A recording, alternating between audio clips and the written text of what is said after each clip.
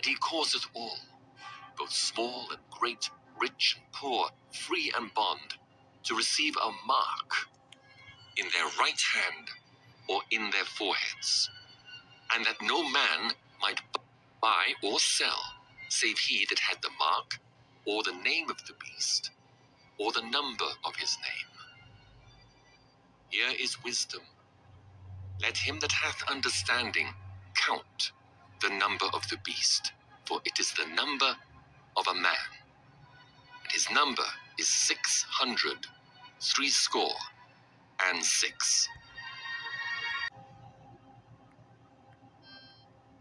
In terms of CDC guidance, as you know, the guidance for social distancing, for how far people should be, there's a discrepancy. Some places, some health organizations say 3 feet or a meter is enough. But here in the United States, we say 6 feet. There's this new study from researchers in Massachusetts, just out this week. It found no significant difference in coronavirus spreading in schools where there was 6 feet of distancing versus 3 feet of distancing. But that 6-foot requirement, that's one of the main hurdles to reopening schools. Right. Does this study suggest to you that 3 feet is good enough?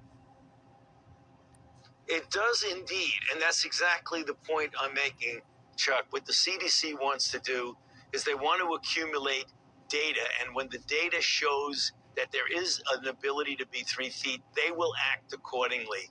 They have clearly noted those data. They are, in fact, doing studies themselves. And when the data are just analyzed, and it's going to be soon. I mean, Jake, you're asking the right questions. And the CDC is very well aware that data are accumulating, making it look more like 3 feet are okay under certain circumstances. They're analyzing that, and I can assure you within a reasonable period of time, quite reasonable, they will be giving guidelines according to the data that they have. So any mayors it won't be very long, I promise you. Any mayors or governors or school district heads listening right now, if they hear you right now and they say, well, it sounds like Dr. Fauci thinks 3 feet is good enough, that will enable us to open our school. That's right? Well, Jake, I don't want to get ahead of official guidelines. I can tell you and promise you, I talk to the CDC, to Dr. Walensky every single day. She is acutely aware of the accumulation of data and the fact that her team will be acting on the data the way they always do. They're really showing themselves to do really well. Come on, man. 5 News. More than 660 bills will become law in Texas starting tomorrow. They were debated, signed, and passed into law during the regular legislative session earlier this year. The laws include changes to everything from public safety to critical race theory and even alcohol to-go sales. Tonight, 25 News reporter Austin Walker breaks down what happens starting tomorrow. There are 666 bills. Both parties and people agree this is a very scary number that could bring a lot of change. The whole scope, it seems, of the Texas Republican Party these days is to limit freedoms. Well, I think we've had a very good legislative session, that these bills are coming to fruition and becoming law. 666 of them to be exact. Yeah, it sounds like a lot of impact. Bills leaving Democrats worried. It's going to take some adjustment on a lot of people's parts. And Republicans overjoyed. Well, I think we're just defining what it is to be American. Starting September 1st, to-go alcohol is a go in Texas. I mean, yeah, you take it home. I think it's a great idea. Many Wacoans excited for a change sparked by the pandemic to stick around. I think it's a great way to keep people home right now and keep people a little bit safer instead of, commingling at the bars so much and out and about so much. More money coming into small mom-and-pop restaurants, but concerns over an increase in drunk driving. And other more difficult and discussed bills also passed. Vaccine passports will be prohibited. Medical marijuana is expanded. National anthems must be played at the start of all sporting events, and critical race theory to be outlawed and taught in schools. Something Republicans and Democrats are split on. Critical race theory teaches that we should demonize Western civilization, that capitalism is racist, and that we should be ashamed as Americans for the history of our country. If I were a teacher in the classroom today, being told by people who've never been in a classroom what to teach and how to teach it. That's ridiculous. And while it's difficult to break down all 666, they all have an impact on Texans. There are more bills that will affect you. So coming up tomorrow on Good Morning Texas, news reporter Bean Froney will have more on the gun law as well as the heartbeat bill. Reporting tonight from Waco, Austin Walker, 25 News. Committee hearings continue this week in the Missouri Senate.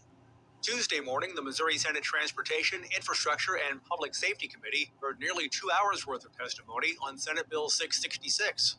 Sponsor, Senator Eric Burleson of Battlefield, says this measure would modify provisions on self-defense. That a defendant believes is necessary to defend themselves or others, with the exception if he or she is confronting a law enforcement officer who is acting in the performance of their duty. While supporters call this an extension of Missouri's Castle Doctrine, what is known as the Stand Your Ground Law, others question this legislation's value. During committee discussion, Senator Brian Williams of University City says he is opposed to this proposal. That's exactly what's going to happen here if we pass this bill. If this bill passes, and I hope the committee hears me, if this bill passes, we're putting all our lives in danger. Committee action has not yet been taken on Senate Bill 666. Reporting from the state capitol, I'm Dean Morgan. Did Congress introduce a bill that would legally require people to get a vaccine for COVID-19? That claim has been going around on social media. Our Jason Puckett verifies. A few of you sent us this post. It claims Congress introduced Bill H.R. 6666, which gives $100 billion to schools, churches, and medical buildings, with a catch. To receive the money, they have to agree to, quote, only allow people in their facilities that have the COVID-19 vaccination are tested and tracked. To start, H.R. 6666 is a real bill. Congress.gov shows that it was introduced to the House of Representatives on May 1st. So far, there have been no actions of it. So it is real, but we're verifying, does H.R. 6666 require people to get vaccinated for COVID-19? Our main source is the bill itself. H.R. 6666 is only 5 pages long. If passed, it would let the Secretary of Health and Human Services award grants to help with COVID-19 testing. Eligible groups include health centers, school health clinics, nonprofits, high schools, and more. The bill would set aside $100 billion for this purpose. So there's a nugget of truth in this claim. H.R. 6666 would have $100 billion to help these groups. But the link to vaccines is seemingly made up. There's not a single mention of vaccines in the text, period. The only requirements in the bill are that groups use the money for training, hiring, or purchasing medical equipment. That means we can verify the claim that H.R. 6666 would require people get vaccinated against COVID-19 is false. If you've got other claims for us to look into,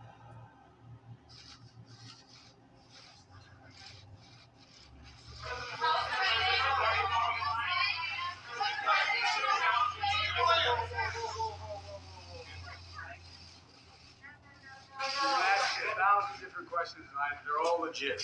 I'm telling you, we're going to get this done. It doesn't matter when. It doesn't matter whether it's in 6 minutes, 6 days, or 6 weeks. We're going to get it done. Why has it been so challenging to unite the party, Mr. President? Why has it been so challenging to unite the party? Why is the party united? Why is the party united? 50-50. Come on, man. Unite the party. 50-50. I got it. How big is this bill going to be? You got to get